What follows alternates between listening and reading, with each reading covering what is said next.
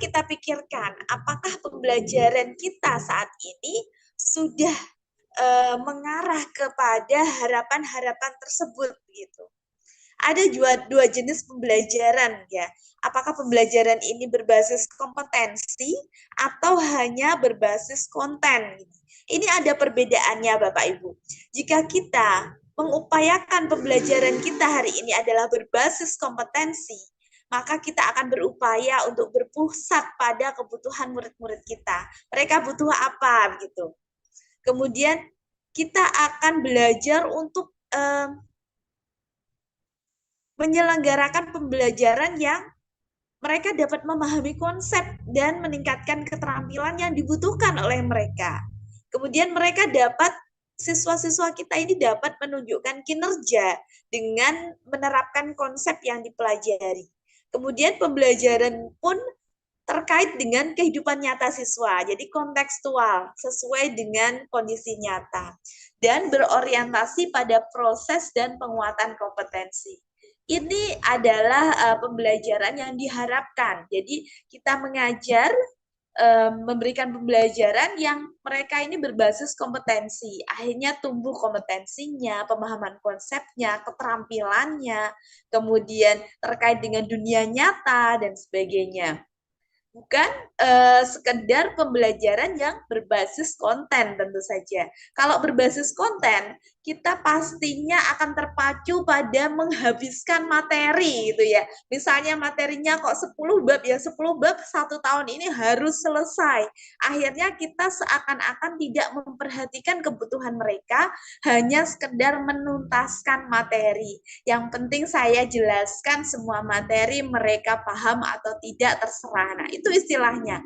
Kalau kita hanya sekedar berbasis konten, pembelajarannya tidak terkait dengan kehidupan nyata, hanya sekedar pada nilai akhir. Jadi, wah ini mau ujian, materi harus saya selesaikan agar mereka di ujian tersebut bisa mengerjakan. Nah, hanya sekedar itu.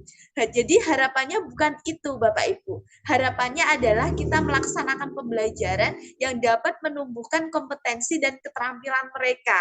Mereka memahami konsepnya, kemudian dapat memanfaatkan konsep tersebut dalam kehidupan sehari-hari.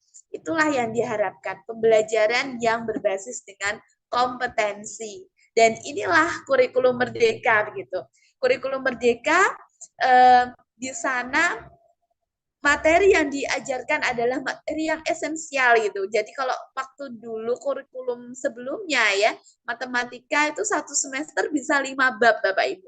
Saya ngajarnya. Tapi kalau sekarang 1 semester cukup 2 bab gitu, 2 bab, 3 bab gitu. Kenapa? Karena ada waktu khusus, alokasi waktunya yang 20-30% ini digunakan yang namanya untuk kegiatan proyek penguatan profil Pancasila, di mana siswa-siswi akan melakukan aksi nyata seperti itu. Next, Mas Yuda.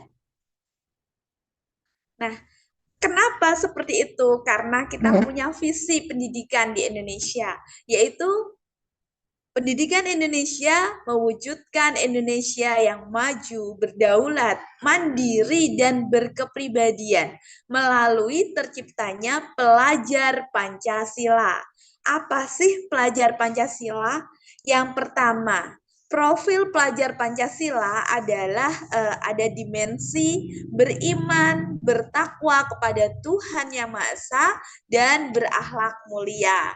Selanjutnya, berkebinekaan global. Lanjut, bergotong royong, kreatif, bernalar kritis, dan mandiri. Jadi ada beberapa dimensi ya di profil pelajar Pancasila. Harapannya dengan melakukan suatu kegiatan tersebut, karakter ini, karakter beriman, berkebinekaan, bergotong royong, kreatif, bernalar kritis, dan mandiri, akhirnya tercipta, terwujud pada setiap generasi muda kita, pada setiap murid-murid kita.